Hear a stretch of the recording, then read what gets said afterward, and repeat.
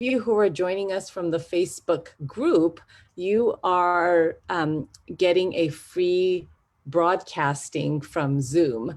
And then for those of you who are VIP members, you got an email that gave you a private Zoom link.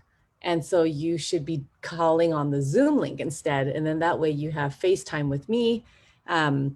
And can ask questions directly. But for those of you who are tuning in free on the Facebook group, you are still able to ask questions. It's just in chat in the window, and it's during the presentation part of it. So I'll try to wrap it up around like maybe in 45 minutes so that I can at least take some general Q&As from the Facebook group itself.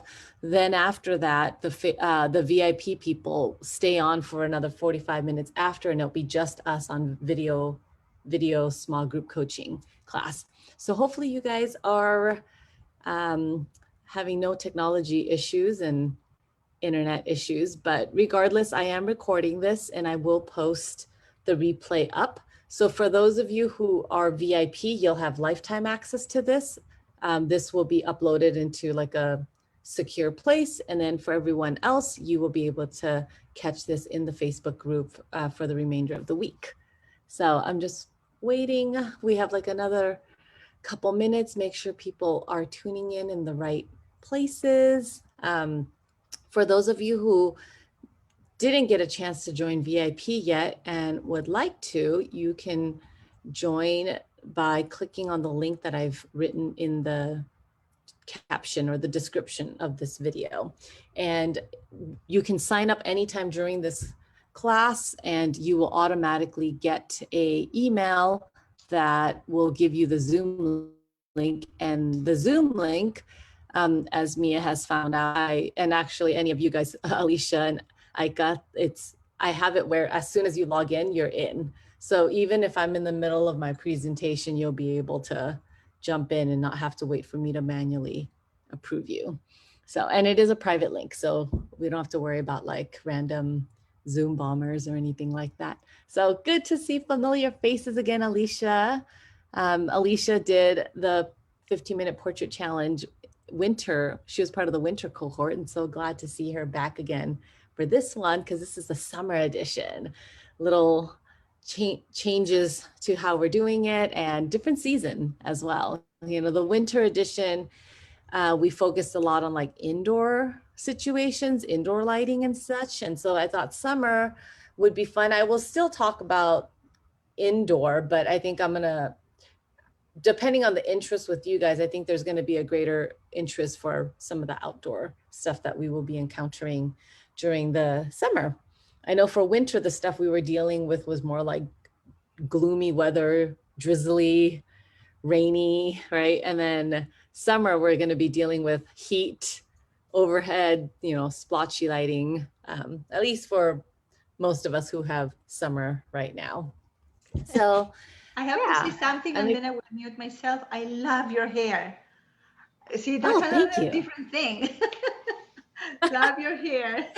And the other thing that I learned is no matter what kind of presentation you give, it's always different. There's always a gem. So I always encourage people, you know, please sign up. There are hidden treasures. So now I will mute myself. Oh, thanks, Alicia. Yeah. I would be interested in seeing that winter. The winter. Yeah. I would be interested in seeing the winter because here in Oregon, we get a little bit longer winter before it gets really, more you know, and you never know what you're going to get here. One day it could be 70 and the next day it'll be 4 feet of snow on the ground. So wow. People don't like to go out.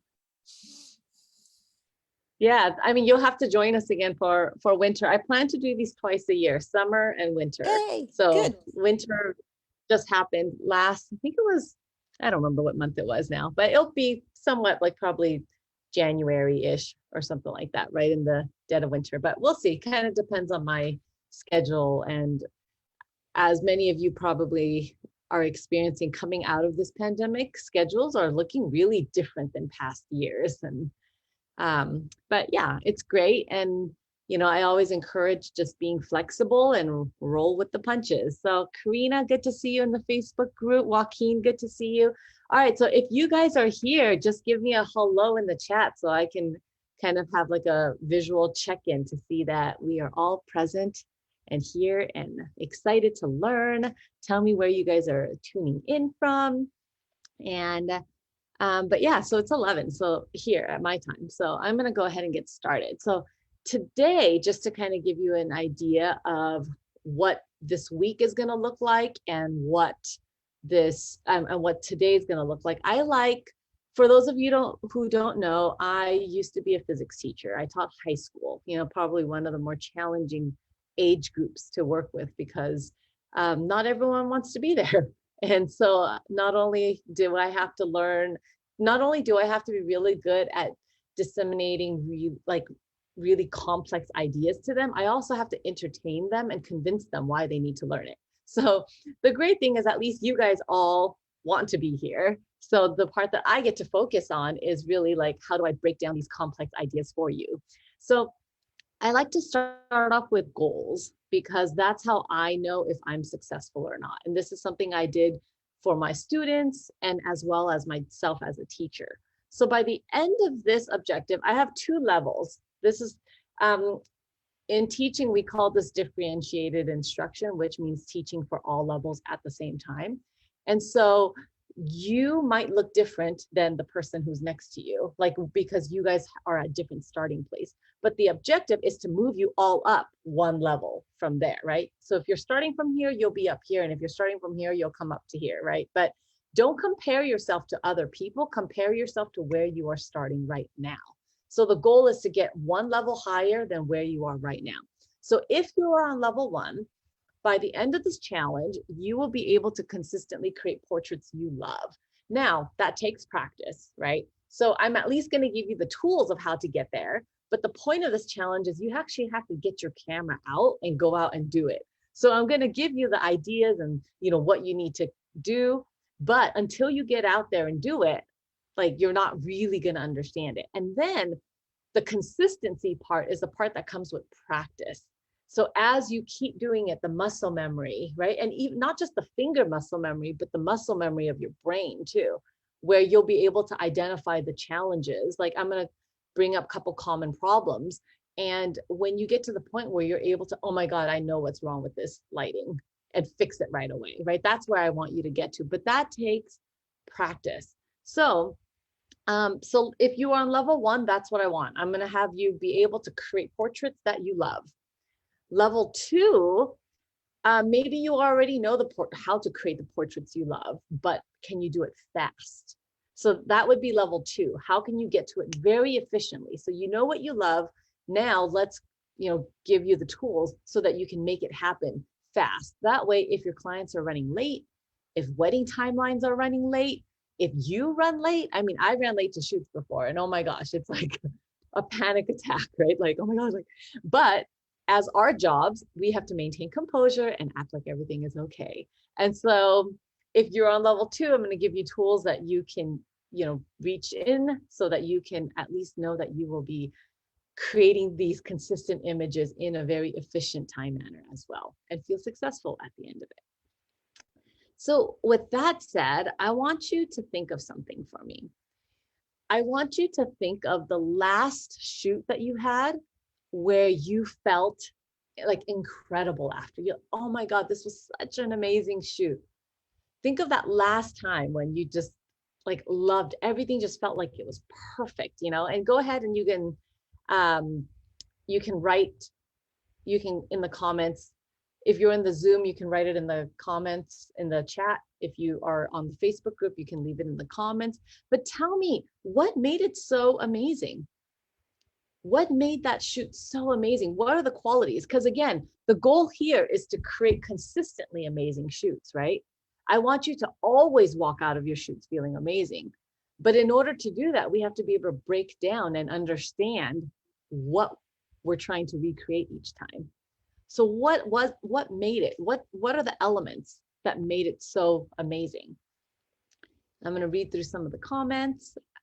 I like interaction. I like knowing where you guys are thinking. So feel free to drop in questions, comments, thoughts in the chat. So um, freedom to do, Alicia wrote, freedom to do what I was trying to accomplish. So you had that creative, you had the creative freedom, like they trusted you completely, like go do it. Rick, great to see you as well, Rick. Rick said connection with the client. That, yeah, when you're jiving with the client, right, things just flow. Melissa also said good rapport with everyone involved. That, I love that you wrote everyone involved, because you could have good rapport with the bride and groom, but if Uncle Bob is nagging to the right of your ear, or a bridesmaid or a groomsman is constantly questioning or trying to backseat drive what you're doing, right, that could really like throw off what you're doing. Finding the appropriate, okay, so appropriate lighting. So if the lighting is bad, that could kind of throw off your game as well. But when the lighting is good, when you're feeling the location, when you're feeling the subjects, I'm taking that from Kim's comments.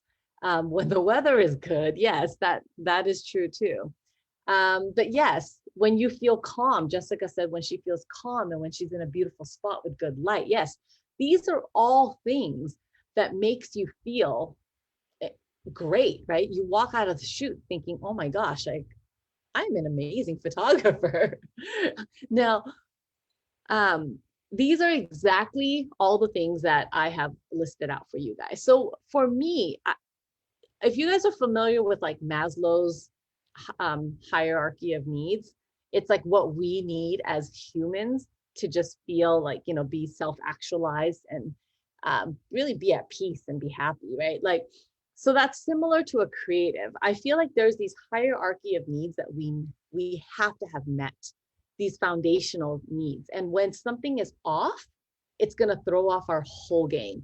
And the reason why it's important to know this is because when something is going bad during your shoot, you need to know how to quickly nip it in the bud, right? So for example, whoops, too fast. The first thing is knowledge and comfort. You have to feel, knowledge is confidence. Knowledge gives you confidence. When you feel like you know the space, you feel more confident versus if you are in a foreign place, right? If I leave you at the edge of a cliff and you feel like you might fall off, you're not going to create your best work because you are worried about your safety, right? So anytime your safety, you're not feeling like you're knowledgeable or comfortable, you're not going to produce your best work. So it's important to understand and recognize when a situation like this can happen. For example, if I am shooting a wedding in a new place or an engagement session in a new place, my confidence level takes a little dip, right? I just don't know the place as well. So how do I counter that? I arrive early. I show up, either a day early if I can, or I show up at least an hour early, just to walk the space and make sure that I understand, the lay of the land. I don't want to be lost. I don't want to not know where I'm leading the bride to, because I want to feel like I'm in charge. And to feel like I'm in charge, I have to be confident. I have to know, right? So today I'm going to help you with this part, the knowledge. Knowledge also comes with your gear. If I give you a camera that you have never worked with before, you are not going to feel very confident to produce your best work, because you're going to be like, wait, where do I change the ISO? Where do I change the shutter speed, right? So today's goal at the end of today is to really knock out this knowledge and comfort part. I want you to be so comfortable with your camera, so comfortable by tomorrow, so comfortable with your lighting, and the day after, like, with connection, right? So today and tomorrow, we're going to be focusing on this. Today is comfort with your camera. Tomorrow is comfort with the lighting. And then the day 3 is going to be working on connection. Because once you have all of this comfort taken care of, when you are comfortable with yourself, you can now focus on connecting with your clients instead.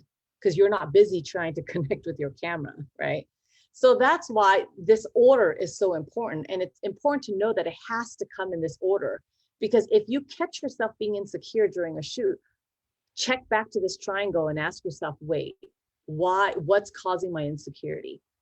If it's because you are not familiar with the camera, it's okay to say, give me 5 minutes, like, like either give up, like, and either YouTube, if it's a issue that you're having, like not knowing how to change something, hop on YouTube and figure out how to work that camera. Ideally, you would learn how to work it beforehand, right? But I'm just saying, like, how to troubleshoot at that moment. If it's because you don't know where something is, hopefully at a wedding, I always have an assistant.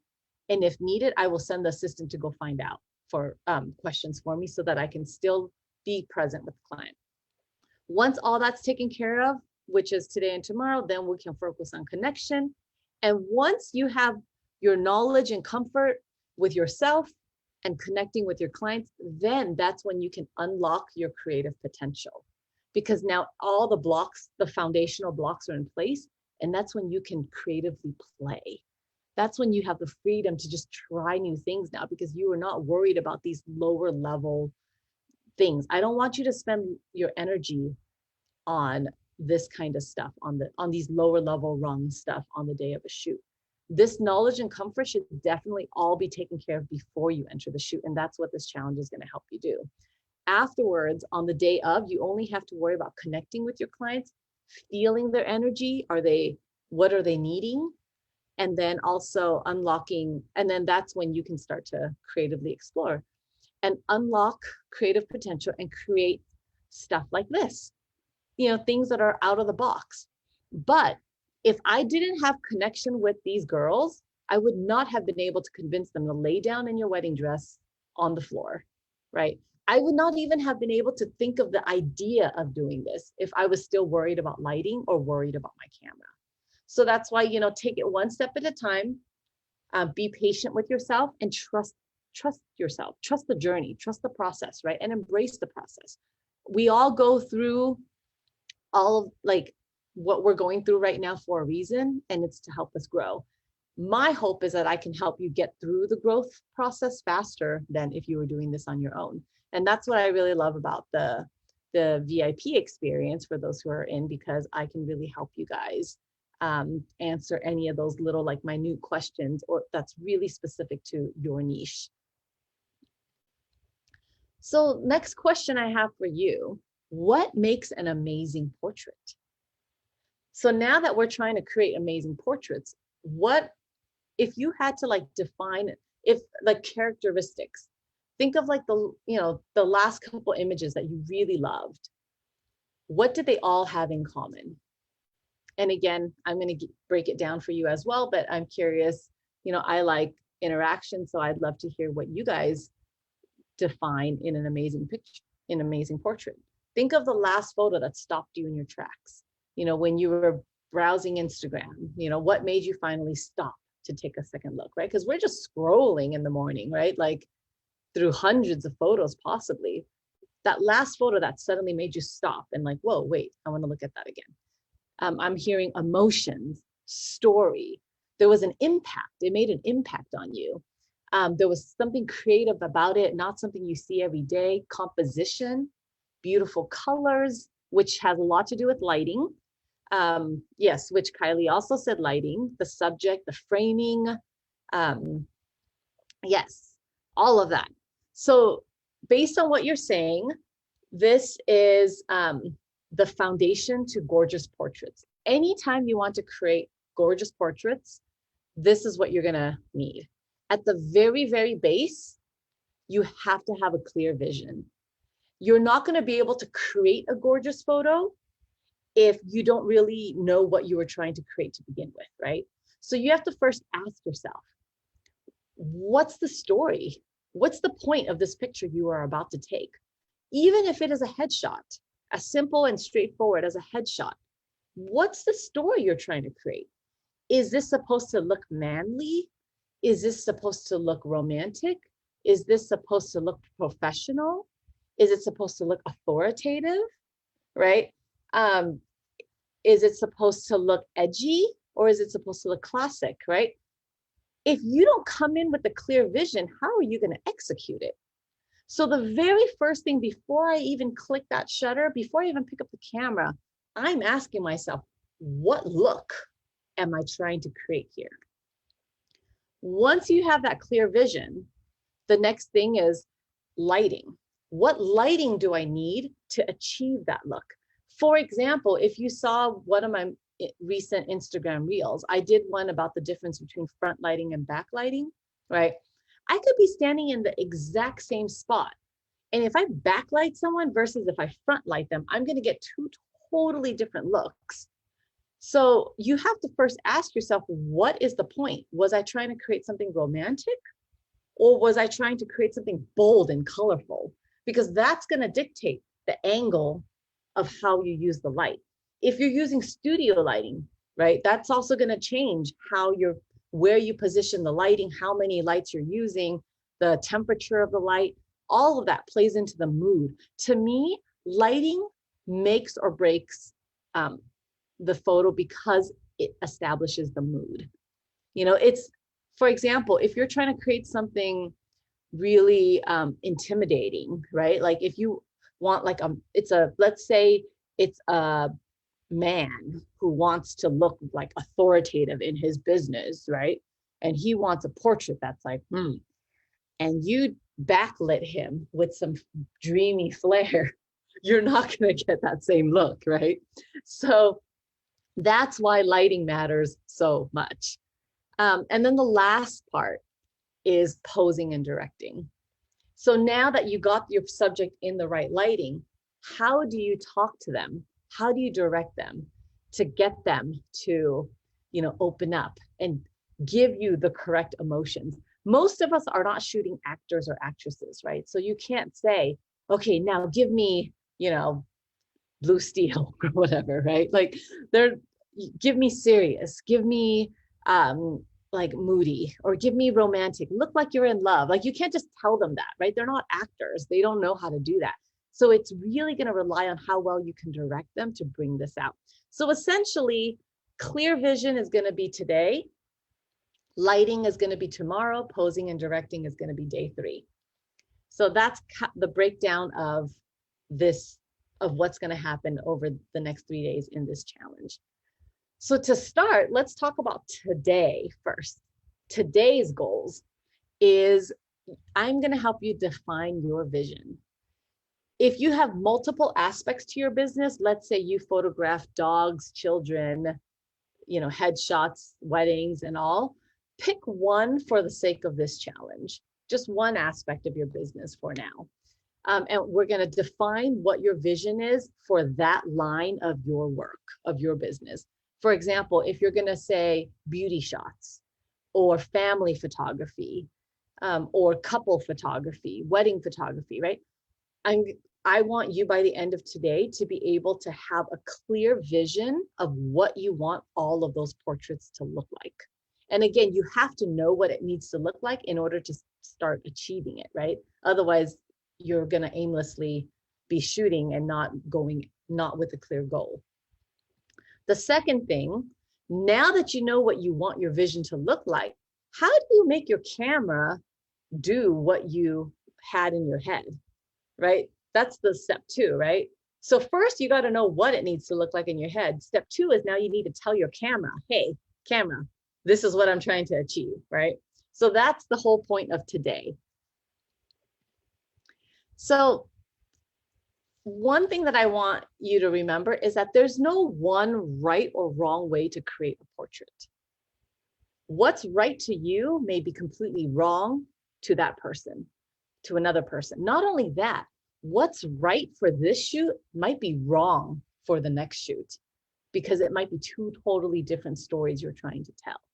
So success or a good portrait is actually when you are able to achieve your vision for that particular shoot. That's what success looks like. So exercise 1 right now, I want you to find a photo or photos that best represents what you would like your portraits to look like. So this is assignment 1 for today, or exercise 1. it could be your own photo. If you are level 2, then I would say gather your photos from your own portfolio, which would be photos that you love of your own work that you wish every single session looked like. If you are level 1 or, you know, somewhere in between, you can use other people's photos. The whole point of this is it's to create a reference for yourself. You are going to then share this in the Facebook group so we can hold you accountable. And also, especially if you are still level 1 and you're like, this is what I want my photos to look like, I don't know how to do that. We can help you with that too. Or if you just need us to hold you accountable for, hey, you know what, Lorelai, like, okay, before I use you as an example, and it's totally, I just called her out randomly, by the way, not to put her on the spot, but I often see people post, and even in our group too, I often see people post a photo and said, feedback, please, or CC, please. How do we give you feedback if we don't know what you were trying to achieve, right? I could post a really dreamy looking photo, but if I needed this photo to look authoritative, I failed. It could be really dreamy, but that wasn't the point of the photo, right? So in order for us to hold you accountable and in order for us to give you feedback, we have to actually know what you're trying to achieve first. A classic example is like, you know, what people love about my couple portraits is like that dream backlight, you know, that's what makes my wedding photo so romantic. The first time I ever shot fitness photos, I did it in the same lighting because that's all I knew. What I didn't realize is now these muscular men were losing definition in their abs because, you know, what we love about dreamy portraits where the faces look so flawless, right? With really little contrast, it also took away their abs and everything too. So what's good lighting for face is actually horrible lighting to define abs and vice versa. So before you can ask for critique, before I can give you critique, I need to know what you were trying to create. So that's assignment number 1 right now. You're going to create a board of just what you want your photos to look like. If you are just starting out or don't have enough photos that you took that you actually love, use other people's photos. That's okay. This is a reference for yourself. I recommend even printing it up in a hard copy and pasting it in your work area, or putting it on your laptop desktop so that you are reminded of your goal every time you log in, because now you will know whether you succeeded or not succeeded, because it's whether it looked like your goal or not, right? And again, success to you might not be success to someone else. So don't worry about what anyone else is doing. It's whether you are meeting your own vision or not. So your mood board could look like this. It could be just one photo. You know, I want all of my portraits to look like this. Or you can also, this takes a little more work, but you can also make a collage instead. You can gather, you know, maybe 9 of your favorite photos, or anywhere from 4 to 9 of your favorite photos, and create a little vision board. If you want to make it for Instagram, then you would make it like 3 by 3, so it's a square. But something like this, you would then put this on your lap. Imagine if this was on my laptop. Every time I logged in, I am reminded of what I'm trying to achieve, right? Or your cell phone or your wall, before you go out on a shoot, you remind yourself again, okay, this is the look I am going for. It gives you a goal, right? So this is assignment number 1. You're going to gather a bunch of photos that represents how you want your photos to look like consistently, and then post that to the Facebook group, and we will help you get there. Think about how you would feel if your portraits consistently look like that, right? That's what's motivating you, right? Imagine if you could walk away from every single shoot and it looked exactly like your vision board, your reference board. That's the goal here. That's what I want to help you create. So to help you get there, just a reminder, post it to the Facebook group. We will hold you accountable. So now that you know what you want, so after you complete assignment 1, you know what you want. Does your camera know what you want, right? That's step 2 now. So you know what you want the photo to look like. When you pick up the camera, how do we make our camera actually understand what we are trying to do. In order to do that, you have to shoot in manual mode. The way that I compare manual mode to auto or AV, it's like letting the camera think for you. If you put it on auto mode, the camera is just going to guess, and it's going to go for the average. And as a result, if you use auto mode, you are going to get average photos. Nowadays, they're very smart and you can get decent photos. It's going to be fine. With good composition, with good lighting, with good directing, you will be able to get, decent photos. But you're never going to be able to push the boundaries if you shoot auto mode, because a camera is not programmed to push boundaries. It's programmed to follow rules. It's programmed to get you average lighting all the time, right? You're not going to be able to get those dreamy backlit photos. So in order to get that, you have to switch it to manual mode.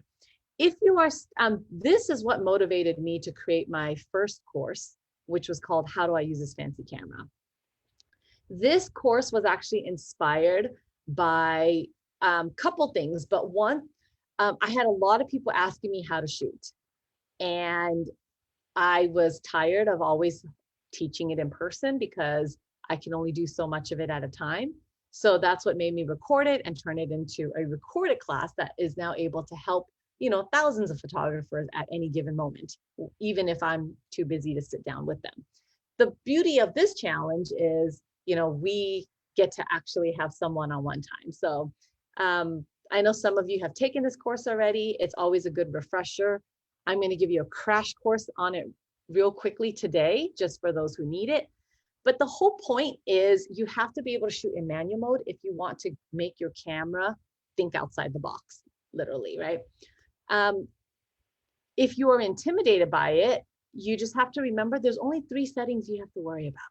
So hopefully that takes down like the intimidation factor: aperture, shutter, and ISO, and they all affect each other.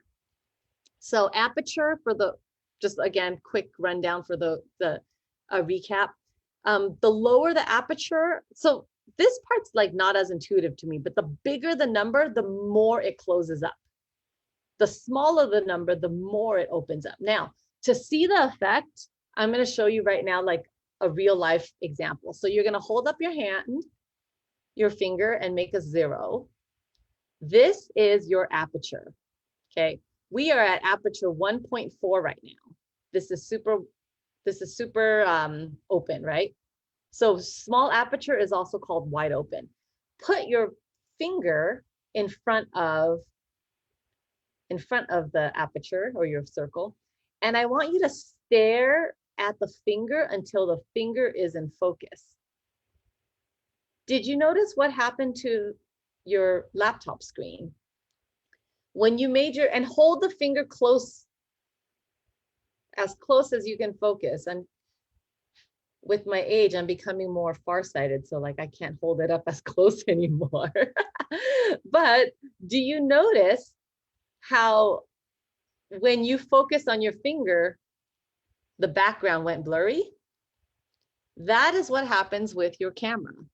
When you are shooting at 1.4 or 1.2 or however low you can get, and you are focusing on one subject, it makes the background go completely blurry. This is great for a single portrait. This is awful if you're trying to get a group shot and you're only going to get the person in front in focus and everyone else is soft focus like the screen is, right? Now, look at what happens when you start to close up the aperture. So same position. So first focus on your finger and let the background go blurry. Now start to close up. Start to close up, and you might have to like put it right up to your eye for this to work. Yeah. So start to close up your aperture until it is a tiny, tiny pinhole. And you are now staring through this tiny, tiny pinhole and stare at your finger. Do you notice how your finger and the monitor is in focus now? So if it's not yet, squeeze it in even more until you're looking through like a tiny pinhole of your hands, and you can see how tiny that hole is. I can actually focus on my finger and read the words on my screen now. Were you guys able to see that? So that is essentially what's happening with your camera lens when you are opening and shutting your aperture like that. So when we shoot wide open, you're getting a lot of depth of field. And when you close it up, everything starts to flat. It's like everything is in focus now, right? You also let in less light when you close up. So that's something to keep in mind as well. So the other thing is shutter. I think shutter is probably more intuitive for you guys, but it's how quickly the curtains open and shut, right? So when it opens and shut quickly, it captures, like if someone is running by, it froze them. If it opens for a long time and then shuts, then it's going to get them as they are panning across, right? So you get a little bit more blur. So for me, I like to be, if I'm trying to freeze like a person, I like to be at 1/25th of a second. If the person is not moving, that is pretty good. I will push it to a 60th if needed, but no one can be moving in that situation. They have to stand still, I have to stand still. If they are moving, I will go more to like 2/50th. So something to keep in mind. Now, brighter ISO is how sensitive you want your sensor to be. So the higher the ISO, the more light it's going to let in. Okay, so I'm laughing at some of the comments people have about their glasses. I know, I need progressives too. You know, honestly, I went to get LASIK, and LASIK is what made it accelerate my I can't see up close. Right after the LASIK, I can't see up close anymore, but I can see far really well now. So it's like I traded my vision. But anyway, all right. So setting your exposure, to me, it's like a scale. Picture the the Libra scale. I'm a Libra, so I really connect with this scale. But picture one side is what you want, the lighting you want, and this is what your camera is giving you, right? So let's say your or the lighting that you want has to look like, I don't know, a certain amount of light. So now what you're going to do is imagine 3 different color blocks. You have your aperture blocks, you have your shutter blocks, and you have your ISO blocks. So you're slowly going to start adding light with aperture, right? You start adding light with ISO, you start adding light with shutter. Oh, it's too much light. Okay, what should you take out? You can take out any of those 3, really. If you want, you can take out cut out some of the light with aperture. Or if it's shutter speed, you could do that with shutter speed or with ISO, right? So it's really just a balance of those 3 that makes it level out with each other. So depending on what you're trying to achieve. So for example, let's say that I am photographing a kid, and the kid's blurry. That means that I need to increase my shutter speed, make it faster. However, as I start to increase my shutter speed, it starts to get darker now, right? Because now it's starting to be off balance. So in order to balance that out, because I took out light from shutter speed, I now have to add light back in, either with ISO or aperture, to bring it back up again, right? So if you think of it that way, it's just the balancing of those 3 colored blocks. If you take out one blue block, you got to replace it with a red block, right? If you take out a yellow block, you got to replace it with either a red or a blue block. That's how ISO, aperture, and shutter speed all work together. So there's no one wrong or right setting. There's multiple ways to get that same setting, and that's actually going to be your second assignment. But before we get there, let me give you a little bit more info. So many of us portrait photographers love bokeh, right? Bokeh is when you get those dreamy, blurry backgrounds. Like I said, it's great for a solo portrait, awful if you're trying to create a group portrait, because you're going to end up with one person in focus and everyone else out of focus, right? So as practice, I want you to play with aperture for today's assignment. There's 3 simple ways to maximize background blur. The background blur. That's like a tongue twister. By knowing how to maximize your background blur, you can do the opposite for when you need to have less background blur, right? So for this sake, I'm going to teach you how to get more background blur. So there's 3 ways to do that. The first way is lens choice. The longer the focal length, the more compression you're going to get, the more background blur you're going to get. So for example, if you shoot a portrait like this using a 23mm lens, versus if I do this exact composition with a 200mm lens, and same settings, everything is the same, right? 2.8, ISO same, shutter speed same.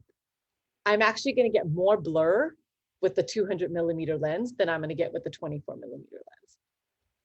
So if you want maximum blur, go for the longest focal length that you can use, that you can reasonably use, right? Like yes, 400mm will get you more, but that's not realistic for a portrait. You're going to have to like use a megaphone like to direct them, right? So, for me, I love an 85. 50, and I'm speaking in full frame reference, because I think most of you are more like in a full frame. So you can adjust accordingly for crop sensor or medium format. I love 50 because I get to really work with them. I love how 85 looks better, but I like that 50 allows me to be more close to them. So so I was really happy when the pandemic hit, because I was able to justify having to use 85 and use social distancing as the excuse, because I just love the way it looked better. So whichever one that, is more comfortable for you, but go for the longer option that you have, that you're comfortable with. That's going to give you more background blur. Camera settings now. The lower the aperture, the more bokeh you're going to get. So if you are looking for a good portrait lens, I always recommend getting either a 50 or an 85 and get the lowest aperture you could afford. The lower the aperture it can go, the more expensive it gets. So 1.8, 1.4, 1.2, 1.0, right? The lower, the more blur you will get. So whatever the lowest one you have right now for today's assignment, you're going to want to use the longest lens you have, and you're going to want to use the lowest aperture you have. The next thing is separation. Now, this is really important. I want you to check out something for me. So let's open up our aperture again and put your subject in front of the camera. I want you to put your finger as close as you can to the point where it's in focus. And like I said, mine has to be relatively far away now that my eyes have aged. But so as soon as your finger is in focus, I want you to try something. Move your finger closer and closer to the screen, but meanwhile, still only focusing on your finger. Did you notice how as the finger gets closer to the screen also becomes more and more in focus? Have you noticed that? Right? If you have this finger right up against the screen, one common thing I see people do portraits with, stand against the wall. Okay. But if you're against the wall, isn't that the same as your finger against the screen? So if you have your finger against the screen, do you notice how the screen does not go blurry at all? The screen is in focus too, right? So step 1, separate your subject from the backdrop. If you want the backdrop to go blurry, the further they are from the backdrop, the blurrier the backdrop is going to be, right? So that's just like what you're doing here. Bring your finger as close as you can until your finger is in focus. And you'll see when you focus on your finger, the backdrop goes blurry. Step 2, you can also, so that's separate that. The step 2 is you can also come up closer to your subject. So for example, now, so let's So stay where you're at and notice how, and actually like as close as you can to your finger. Right now, what I want you to notice is what if you leave your finger where you're at, but now you physically separate from the finger. Do you notice how there's less blur now? The finger and the backdrop both like the backdrop comes more in focus when you do that. So that's the same thing when you are shooting portraits as well. So if you are far away from your clients, you're not going to get as much blur. The closer you can get to your subjects, which is also similar to bringing your subjects as close as you can to you, but different in that you might be limited by how much backdrop you have. So that's two ways you can increase the number of blur you have in the background. Come closer to your subject or make your subject come further away from the backdrop. So that is what I want you to achieve today. You are going to get your camera out. Well, first, you're going to identify what your vision is, because I need to know what you want your photos to look like before I can give you any kind of critique. In the VIP group, like I'll actually have you guys share with the group your photos and we can do live critique and stuff and give you feedback. For those who are not in the VIP group, we will do that. We will do that through asynchronously through the chat. So you would post in the Facebook group your results and we will, help you and guide you with any questions you have there. So you are going to create two of the exact same picture. One where there's lots of background blur, one where there's not a lot of background blur. So you can see this situation here would be perfect for a group photo because Uncle Johnny, who's in the back, will also be relatively in focus, right? Whereas this one, whoever's standing back there is going to just be an abstract blob of a shape of a person, right? So this is going to be good practice for you to practice that triangle, the exposure triangle, because as you start to take away the aperture, you're also going to have to change the other settings as well, right? So you can try it with changing your aperture, try it with the distance trick that I taught you right now. And that's your homework for today. So just kind of as a summary, come up with what you want your photos to look like, share it with the group, and then go out there today and photograph something where you have lots of blurry background and minimum blurry background. You can make it as a self-portrait. You can use a doll. You can use your finger. any subject just to get the point. I just want you to practice using your using these techniques today. And then hashtag it with the 15-minute portrait challenge. So that way I can click on the hashtag and find all of your work in one place. If you want to post it on Instagram, that works too. If you want to do it in our private Facebook group, that way we can just all look. So yes, Dawn, for feedback, I would say in the Facebook group, because then that way we're all like, chatting. If you want to engage, you can also use this to engage your own crowd who might not be part of the challenge, so you can do that in your own, like in your Instagram feed or anything like that. Because I think it's a cool project just to be able to show how you're able to create, two same but very different portraits. Mitch asks, how do we share? You can share it either as, if you do it in Facebook, then you would share like two different photos. So you can share your like individually two photos, or if you use one of those layout, then you can do it like a side-by-side layout as well. I think that's what you mean, Dawn and Mitch. All right, so let me make some time for any Q&As to clarify the project. Any questions about the assignment, how it works, what you need to do? Lots of questions about the sharing. The safest thing is post it in our Facebook group. Post what your inspo, what you want your inspo to look like, and what you want your assignment to look like. And actually, maybe to prevent it all getting lost, I'll create a thread. I'm going to create 2 threads in our Facebook group, one for assignment 1, one for assignment 2. So in the group, I'm going to say, you know, post your inspo board here. Then all of you will comment on adding your inspo photo to there. Then I'll start a separate thread that says, you know, post assignment 1 here. Then you can come in and post, and then that way people can reply directly to your comment when they have feedback about your work.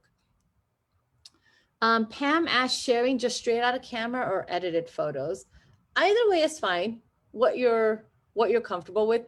If you're looking for feedback though, like if you're proud of the work, then yeah, share it edited because it's done, right? If you're looking for feedback, it might give us more insight if you share it straight out of camera, because then we'll be able to see what happened with your exposure, for example. Whereas if you already corrected it, then I won't be able to necessarily tell that you brightened up the photo. You're also welcome to share like multiple photos. So you can say, this is what it looked like straight out of camera. This is what it looked like after I edit it. Is there a time that we need to post the assignments? Hopefully you can get it done by tomorrow, like before we start our next challenge tomorrow. So it's kind of like 24 hours, 23 hours to get this done. Should we be concerned with focal points? I would say for this project, keep the focal point to a singular subject, just for simplicity's sake, you know, as opposed to if you're having like a group photo or something like that. I think it just opens up more variables. Do we add the photo settings? Yeah, feel free to add the photo settings. It helps us give you feedback as well. But I'm excited to see what you are going to photograph.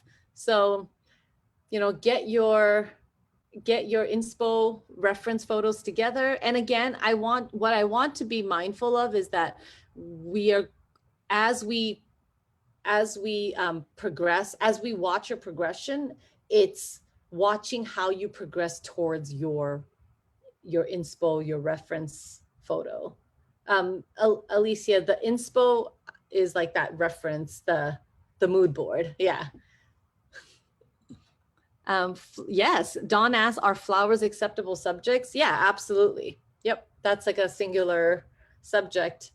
If you're going, and flowers would actually be good. It would be like a group photo because you're gonna have like, you know, one, and it's gonna be up to you. Is your vision to get one flower in focus or the whole bouquet? Unless you're talking about a singular flower.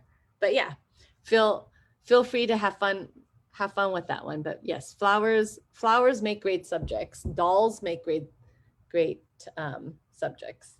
Oh, Rick, thanks for the clarification. Yes, inspo as in inspirational. So inspirational, aspirational, you know, like the photo that you want your work to look like. So once I know what you want your photos to look like, then I'll be able to give you proper feedback on how you get there. So looking forward to seeing all that. If you have any other questions, like I'll stick around for another like 5 minutes in the group. And then for those of you who are in the VIP group, stick around for 45 more minutes, and then I will like address all of like your specific questions.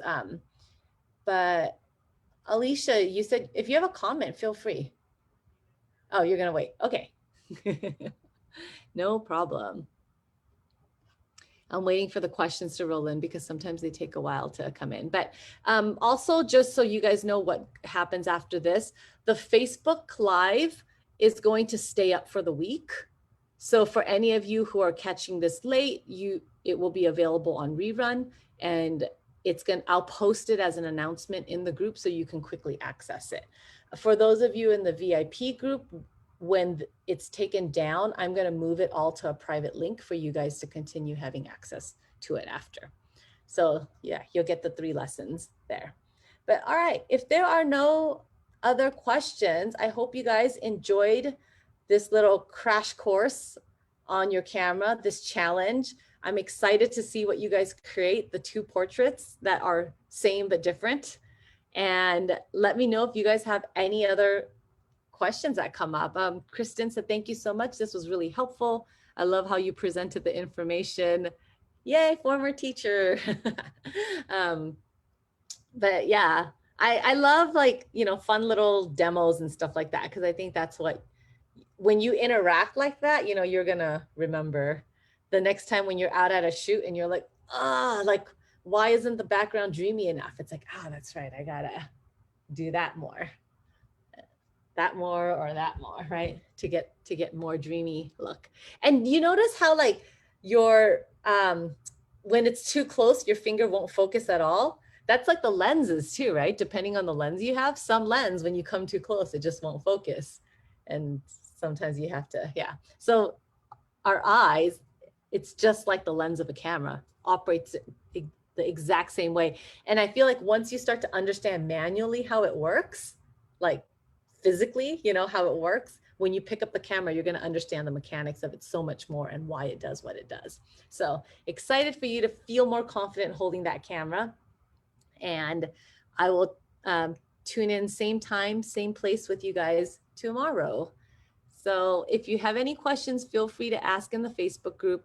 I will post the thread for your assignment in about an hour, because I'm going to work with the VIP group right now, and then I'll come in and I'll create the 2 threads for you to put your homework on.